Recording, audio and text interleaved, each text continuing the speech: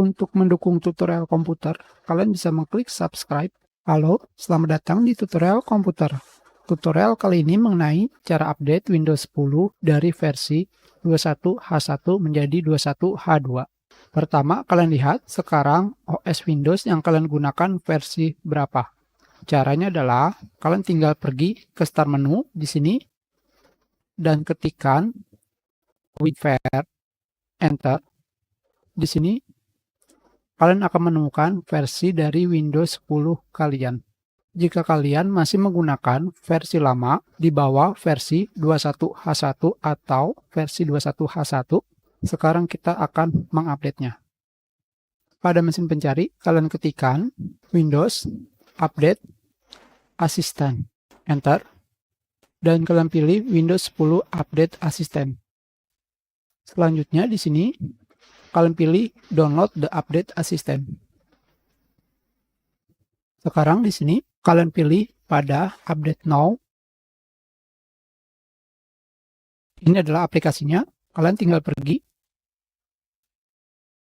ke folder Download dan kalian bisa mengklik 2 kali atau tekan tombol Enter untuk menjalankan aplikasi dan kalian pilih Yes.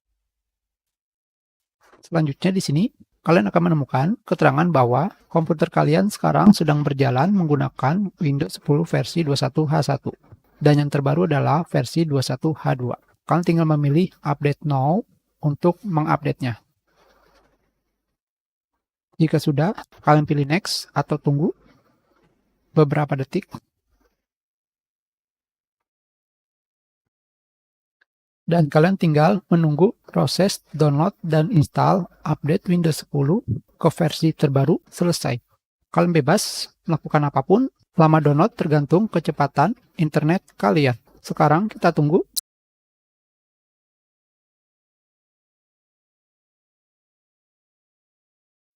Sudah selesai. Sekarang kita akan melakukan restart. Tentunya jika kalian melakukan update di tempat kerja dan ingin balik, lebih baik kalian pikir waktu yang tepat untuk melakukan restart.